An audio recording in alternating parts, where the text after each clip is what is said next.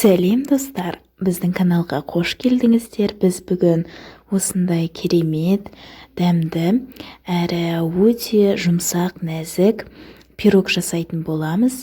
Біздің каналға тіркеліп, лайк басып, видеоны соңына дейін көріңіздер. 4 жұмыртқаның үстіне қантымызды саламыз және осының барлығын миксерлейміз. Бізде қол миксері. Осы жұмыртқалы массамыз 2 есе ұлғаюы керек. Жұмыртқаларымыздың үстіне сұйық майды қосамыз және барлығын араластырамыз. Бөлек ыдыста ұн мен қопсытқышымызды, яғни құрғақ ингредиенттерімізді араластырып аламыз. Ұнымызды жұмыртқалы массаға бірнеше бөліктерге бөліп, еліктен өткізіп енгіземіз.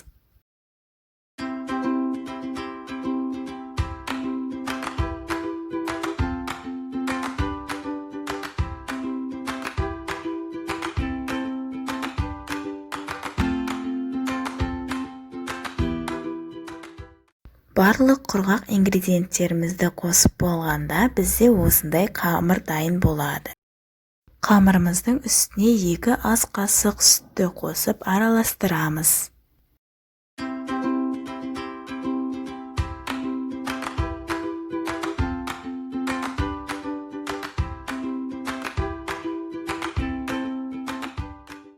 Нәтижесінде бізде осындай қамыр шығады.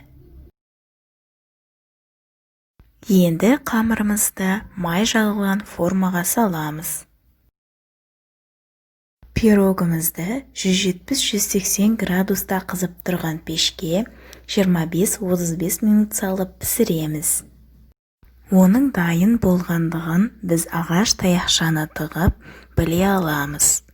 Біздің каналымызда пицца, пирог, печенье және басқа да тағамдардың рецепттері бар. Пирогымыз өте нәзік, дәмді әрі ортасы толық піскен.